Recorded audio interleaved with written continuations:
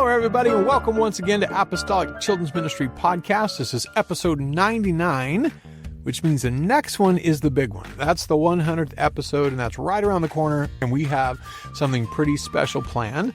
For that big episode, we're going to take a deep dive into the history of Apostolic Sunday School. Some of you don't care, and I get it, but it's kind of cool to me, at least. And we're going to go from the very beginning to where we're at now. We're going to bring on some special guests. We're going to have some clips sent in from listeners, some testimonies from people that have been connected to Apostolic Sunday School, been using it over the years. And I want to be super clear on this. This is not about patting ourselves on the back at all. This is just about celebrating what God's done, seeing how He's used Apostolic Children's Ministry to impact children's ministry and kids' lives. And that's something worth getting excited about. And you can be a part of it. So if you have a story, a testimony, quick shout out, please send it our way.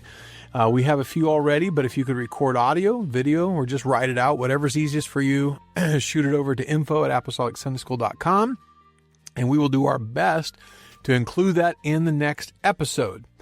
And we're also going to have many of our local team that would like to be involved on that episode, plus hopefully a few surprise guests from other churches, but it's going to be a blast, so don't miss it. It's coming up quick. And also this process of recording and editing, I'm afraid is going to take some time. So there's also going to be a bit of a break between now and the next episode coming out. But if you're a follower of this podcast, you know it's probably nothing new. So we're part of the Apostolic Podcast Network. It's a group of podcasters that are all apostolic, and we support each other, we shout out each other. And so today I want to highlight one in particular. Sometimes I just kind of call out a bunch of names, but I want to call out one in particular. I'm going to try to do this every episode where we call out a different podcast that I listen to and I recommend for you to do as well. And this particular one is Apostolic Children's Network. This is a pretty new podcast in the scheme of things. I think it's been going a couple months, by Brother Chris Bradshaw and his wife. They're from Union City, Tennessee, and they've become some of the key leaders in children's ministry and the apostolic movement across the country. And I've had the privilege of working with them, especially Brother Bradshaw, in many different settings. He came with his pastor to our junior camp in California. Of course, we worked together at Summit and Pigeon Forge many times. And then last year at our children's ministry seminar, he was able to come out, and they originally came as guests, but while we were there, you can't have somebody that good and not use them. And so, of course, we pulled them in to help teach a few lessons. And, of course, no surprise to anybody, they absolutely nailed it. But they're incredibly capable. They got a great family, and they're part of an amazing church. Their pastor has a huge vision for bus ministry, and I actually got to work with Brother Uzzle early, quite a ways back. We had like a children's ministry mastermind group, and we spent a lot of that time just kind of inspiring each other, challenging each other. And now, of course, he's the pastor of that incredible church there in Union City. Pretty exciting to see everything that's going on there. But if you haven't listened to it, Apostolic Children's Network, go, I'm sure it's on Apple Podcasts, Spotify, anywhere you listen to podcasts, it's going to be there. But it's good stuff. They're doing incredible work. Brother Bradshaw is a object lesson meister. He is a master of the dad joke, but more than anything, he has a true burden and passion for children's ministry, and I love what they're doing. So go listen to Apostolic Children's Network. For now, we're going to change gears a little bit, not just for this one podcast, but ongoing after the 100th episode. We're going to continue this because we just started quarter 2 of the new curriculum, and we're going to be breaking down every lesson as we teach them. So we just did lesson 1 last Sunday. And in this podcast, I'm going to kind of break it down, the good, the bad, the ugly, what worked for us, what we had to change, just kind of go through what we did to make it fit us. And this might be helpful for anybody preparing to teach that particular lesson if you listen to it ahead of time. So for those that are unfamiliar, the second quarter of Acts in Action Sunday School, which stands for Apostolic Core Truth Series, is called the Superheroes of the Faith. This follows quarter 1, Building Blocks of Faith. And in less than 4 weeks, we're going to be rolling out quarter 3, Faith Lab. So you can see a little bit of a theme going on here. And that one is a science laboratory theme. And we're already in the layout, and it should be pretty cool. We're excited about how it's looking already. But for now, let's focus on quarter 2. This quarter talks about biblical heroes: Noah, Abraham, Jacob, Jochebed, the widow and Elijah, Deborah and Barak, Samuel, Ruth, David, Daniel, Saul, who became Paul, Stephen, and of course, the ultimate superhero of all time, Jesus Christ himself. And for each of these heroes, we're going to try to find one quality about them. We already have, of course, this is done. And that key quality that made them the superhero they are. So we're going to identify the superhero and their superpower. But the goal isn't just to let these kids know, hey, these were really cool people, and these aren't just historical accounts, but no, these are truths that, if applied, can help you kids become heroes of the faith yourselves. And with every lesson that we teach, there is a running character going through it, just like we did on quarter 1, and it will in quarter 3 as well. But the characters in this quarter are the young apprentice. It's a young hero in training. He's eager, excited, ready to learn. And his mentor is the wise watchman. And he's trying to guide him along the right path to be a true hero and not make mistakes along the way, which he does, to be a little spoiler there. And then, of course, the dark tempter. Every plot has to have an antagonist, and here they are. They're always trying to distract, always trying to derail, and keep the apprentice from his potential as a superhero. And so, if you're wondering how to decorate your class for the superheroes, we have just added, just as in the last couple of hours, put on ACTScurriculum.com website a link at the top. It says decoration or decor and costume ideas. And I've added those for both quarter 1 and quarter 2. So you can see pictures of what other churches have done, how they're dressed, just kind of what makes their situations unique. And I think it's cool to see what other churches do, because it inspires me and makes us want to do better. Makes me want to be better here. So both quarters are represented there. And of course, in preparation, we had to revamp our set. We had the building blocks of faith, the Lego theme.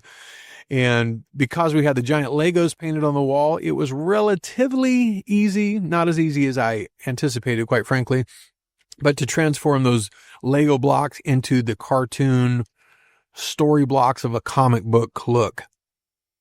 So we had to enlarge them quite a bit, almost quadruple the size, and then add some angled lines and stuff. So you can check out what it looks like now on the ACTScurriculum.com website. Now, this is just me. A lot of people do not feel this way, and theirs looks just as good as ours. So I just like sturdier props. I like stuff that I can't break easy. I like stuff that's going to hold up and stuff I can use years down the line. So almost everything that we built was from plywood. And so thankfully I have access to a CNC machine in my garage, which made the cutting of the designs a lot easier, but it still takes a lot of time. Having a CNC does not mean that it just, you feed in a piece of wood and out pops whatever you want. It still takes a lot of design, and work making it happen. So it still took about 5 hours for all the computer work and cutting and everything. So some highlights from what we did are painting out the storyboards. And once we got that done, the cartoon blocks for the comic book, instead of trying to mask it off and stuff, we used white duct tape to make those like white lines in between. It actually looked really cool. It was a great idea by Sister Kim Estrada, and Sister Kim Ramos is the one that implemented it. We cut out 2 pretty big, as big as my CNC cuts, which is 4 feet by 4 foot, cityscape skylines, put them on either side. And then on top of those skylines, we actually have a boy superhero on the left and a girl superhero on the right. And they're just silhouettes. Above the girl, it says, "Be a superhero for God." And above the boy, it says, "My favorite superhero pun in this series," that we didn't even use in the curriculum, but it's just awesome. It says, "We can be heroes because he rose." That's just so cool to me. Because Jesus rose from the dead, we can be superheroes. I just thought that was so awesome. And I don't know where I saw that or read it, but I had to incorporate it. So we have that. Speech bubbles all over the place, but especially in the middle, right under our puppet stage, it says, "I can do all things through Christ who strengthens me." And 3 different kind of bubbles. We had those wall decals that you can buy on Amazon. I think these are 16 by 10 that just kind of say like the comic book sounds, like boom, splat, wham. What do they call that? Is it onomatopoeia? I think is what it is. Yeah. Oh, yeah. Cool word. Then Sister Leia did an awesome job designing our billboards, and those are on the sidewall. And we have two of them. The right one is all about the heroes of faith that we're going to be talking about this quarter. It lists all of the ones that we're going to be speaking about. And the left one is about the kids. Has a giant like Superman logo in the middle. And then surrounding it is all these different adjectives that we want our kids to feel about themselves, like courageous and wonderful and awesome, and prayerful and righteous and all those things. So that's what it looks like. So huge thank you in our class for all of our team that helped set up. You know who you are. Thank you so very much. So let's get into the lesson. Noah is the superhero, and his superpower is righteousness. So the Bible says that Noah was a preacher of righteousness, and the world was so evil at that time that God decided to destroy the whole world, but Noah remained faithful. And that obedience saved him and his family from, of course, the flood. We know the story. And we wanted the kids to understand that even in today's world, they can stand strong for what's right. Noah was in, I think it was probably worse at the time. Well, surely, because God destroyed it. And so if our kids understand that Noah still stood for God in that age, we can stand for God. In ours, we can be like Noah. We can have the superpower of righteousness. And unlike Noah, we have something that he didn't. We have the gift of the Holy Ghost. We've been baptized in Jesus' name. We've repented, and we have something that he just flat out didn't have. So we have extra strength and extra power. So, hey, we can maybe one up old Moses there. We'll see. So from the very get-go, we already started adjusting. Every lesson in the curriculum starts off with a dynamic opening. It's where you come in with a bang, catches the kid's attention, and starts you off on the right track. However, we can't do that because not all of our kids are in the classroom, and they miss the dynamic opening, which is a key part of the lesson. And we don't want them to miss it. So because we have breakfast, because we have buses, because they all trickle in at their own schedule, no matter what we try to do or say, they're always going to be late. God help us. We do the best we can, but it's still frustrating. Anyway, so they always come in late, and they were cutting off the dynamic opening, walking in the middle of it, losing that whole first part. And so we start every Sunday with the action song. Wherever that's supposed to appear, we shove it to the beginning to kind of use up a few minutes while the kids get in their seats, or rather get in front of their seats, because it's an action song. We want them standing up. But that action song is I Have Decided to Follow Jesus by Group Music. There is another version, which is good, but I prefer group music. Maybe it's just because I know it better. I don't know, but I like it. So we told the kids that every superhero starts off with this decision. They make the decision to decide to follow Jesus. And so everything we incorporate into the lesson, of course, the curriculum tells you to do that, but we make it a big point to make sure that nothing just goes by without being tied in. The next thing was the dynamic opening, which we did in reverse. So this is what we call the theme skip part 1. And we had Brother Danny playing the apprentice, but he got sick, and so he had to be at home, and so I had to switch into that role as the apprentice. Brother Lamelli was the wise watchman, and because we don't have a consistent villain, we just rotate people out. And so Sunday's Dark Tempter was Bree Hinckley, and she went all out. She looked like a Looney Tune. She was crazy. She was decked out. She probably went through every bit of costume we had in the back and put it on, like from alien glasses to a weird costume snake around her neck. I think she had a cape. She probably did. It was hard to tell. She had a giant hat. Anyway, she was wild. But before she came out, I was the apprentice, but we had the narrator, talking that first paragraph out, and I came out walking big and tough, trying to convince everyone that I had it all under control.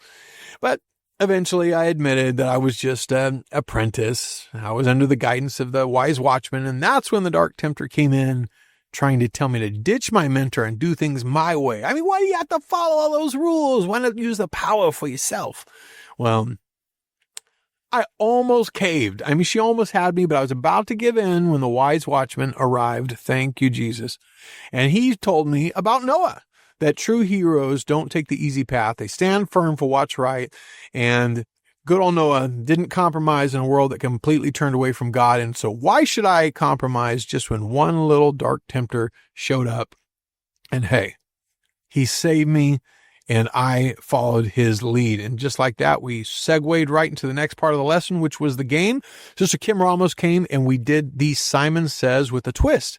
So starts out with the classic version, a few different iterations, but after a few rounds, there's a curveball thrown in where a second leader jumps up with a mic that's just as loud and starts shouting out different instructions at the same time. So you're supposed to listen to the one person that's really doing the Simon Says, but the other one is just a distractor. Now that instruction is given clearly ahead of time, and the kids have to follow the right voice. Woo boy. As you can imagine, things got pretty chaotic. Some kids did follow the original Simon. Others started following the new guy, and some didn't know what to do, so they did their own thing. Kind of chaotic, but it was fun.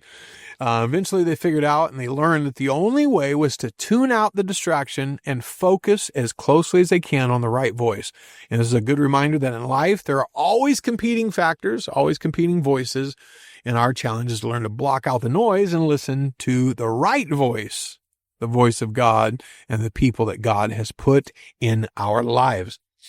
Then we went into the memory verse, and Brother Danny was going to do this, but again, he got sick. And so I jumped in to cover that.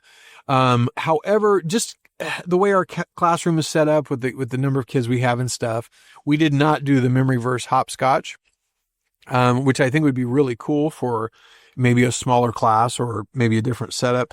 So instead, I maybe cheated a little bit and grabbed the song of the memory verse from lesson 2 and ran with that anyway. So we started just singing it a cappella, and it's Psalm 37:23. The steps of a good man are ordered by the Lord, and he delighteth in his way. Steps of a good man are ordered by the Lord, and he delighteth in his way. Psalm 37:23. That's where that verse is found. Let's sing it again with all our hearts. Let's make a joyful sound. And so we broke these sections into 1, 2, and 3. And each of the sections had to sing it on their own, and they could have a representative come up and sing into the microphone to help them. And whoever sang the loudest and the most, with the most authority, would win. First section did all right. Second section refused to use the microphone. And the third section, they were about to back out. They were not going to use the mic until out of the back. And we don't hardly let parents in our classroom at all. But there's a parent that comes in. There are reasons for that. But anyway, she comes in. She is not from our church. She rides one of our buses. She's sitting back there with her kids. Finally, she stands up and she said, if they're not going to do it, I'm going to. So she stands up and she rocked it. She took that mic and ran it like a pro. She sang this song she'd never heard before, before 5 minutes ago. And she just did a great job. And it was just a cool moment. Awesome. I got a short video of it, but not nearly long enough, but it was pretty cool. Then we went into the sword drill. So we do our offering before class. We don't do it in the lesson, like it says. Again, we're making it the way that fits us. And so we skipped that section, went straight to the sword drill. We tied it into the superhero theme. Every hero needs training, and that includes weapons training. And what's the most powerful weapon we have? Of course, the word of God, the sword of the Spirit. Of course. Everybody knows that. So we pulled out our stash of Bibles we've collected, handed them all out, and every kid got a Bible, but they could pass them on if they won. So each kid could only win once. Once they won, they had to give their Bible to somebody else, but they were allowed to help somebody else. They just couldn't do it completely for them, but they could help. So went through all the verses. We handed out Hershey chocolate bars to each of the winners. At the end, we had the bonus question that is asked in the curriculum. And that is, what is common to all of the verses? What word is common to all the verses? And, of course, that word is righteousness. Now, this is where I blew it. I was supposed to say, choose the right, ignore the wrong. I mean, that was kind of the whole point of this. Choose the right, ignore the wrong. But somehow I forgot because I'm kind of dumb. Anyway, Sword Drill was a lot of fun. Handed it over to Bree for the Bible story, and she did not do the rainbow on a towel object lesson, which is really cool, but she just chose to tell the story. In fact, she did a monologue. It was just her, nobody acting, by herself, which sounds like it could potentially be very boring and have the kids check out. And in the end, you just have a riot. But she did not make it boring. She used sound effects, lots and lots of sound effects. She had a water bottle for the rain, and when the rain came down, she started spraying the kids. The kids felt the storm. She had all of these layers of sound, the thunder crashing and the animal noises and the hammering sounds for building the ark. It was awesome. She did a great job. And brings me to a quick point. Monologues can be really hit or miss. When the kids don't have something to see, they usually check out. But if you give them another sense, in this case, hearing and the water for feeling, they stay locked in. And it really, really worked. The kids were paying attention. They were drawn in. They could feel the chaos of the storm and the urgency of the ark. And of course, the faith and righteousness of Noah, which is the whole point. And then it was time for the second action song, which was led by yours truly. And that song was My Lighthouse. So how do you tie My Lighthouse to the story of Noses? Noses. Oh, brother, noses. Well, I was thinking about it while they were singing the song, or while I was singing, or while they were doing the Bible story. And I thought, well, what does a ship need when it's lost at sea? It needs a lighthouse. And so that's how I started it, by asking the kids, what does every ship lost at sea need? It took a few tries, but eventually they came to lighthouse. Noah and his family were floating in the biggest storm in history. In fact, the only storm in history at that point. No compass, no GPS. They had no lighthouse, but they probably sure wish they had one. But we do. We have the ultimate lighthouse, and that lighthouse is Jesus.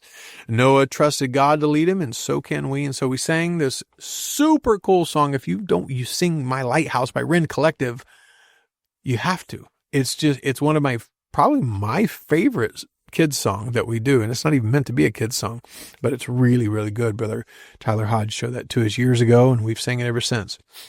But Jesus is our lighthouse. Then it was time for the second part of the theme skit. The dark tempter came back. Oh, yes. I, the apprentice, was full of inspiration. I had just watched Noah survive the storm. I had just heard all of these, the sword drills and the memory verse. And boy, I was so full of courage, and I was so proud of myself. And I came out ready to take on the world. And then the dark tempter came out. And she had another shot at trying to put me off course. I didn't think she could do it, but she changed tactics. It wasn't fair. She wasn't talking about being selfish or doing my own thing. No. She hit me up with these crazy hard temptations. Yeah, the temptations that I just could not resist. The lifetime supply of corn dogs and an unlimited pass to Disneyland. If I just gave in, I could have that. I mean, that's not even fair. That's not cool. And I was wavering. I'm just telling you, I was on a shaky rope right there. Corn dogs in Disneyland. But right before I could make the biggest mistake of my superhero career, the wise watchman swooped in like the superhero he was and saved me again, reminding me that heroes aren't wimps. They don't take bribes. They don't take shortcuts. They stay the course no matter how tempting the distractions are. And I snapped out of it, thank God. And the dark tempter slinked away, defeated. And I stayed on the right path. Well, then Sister Leia came in and she did the bleach and iodine experiment. Now, this is where we found that we had a typo, or rather a oopsie in our curriculum, because Sister Leia did exactly what the curriculum said. I want to make that clear. And she did the bleach and iodine lesson, and she did a great job of performing it. But there was a little bit of a problem, because the lesson book says to fill the jar of sin half and half with water and iodine. Now, if you've not done this lesson before, that might sound reasonable. But iodine is potent stuff, and you only need a couple squirts. I mean, you just put that in there, just enough to stain it a real dark color. That's it. She probably put a whole bottle in there. Never even came close to half and half, but she ran out of iodine, thank God.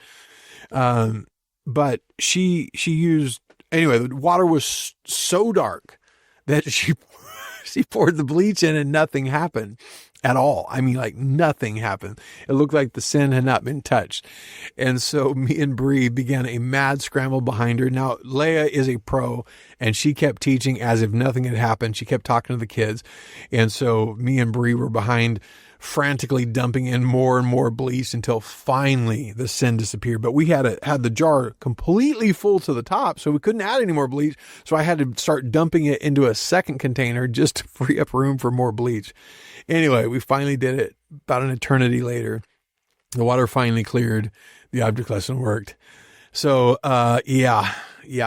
I guess there's two things to take. First of all, write the curriculum properly. And second, try it ahead of time.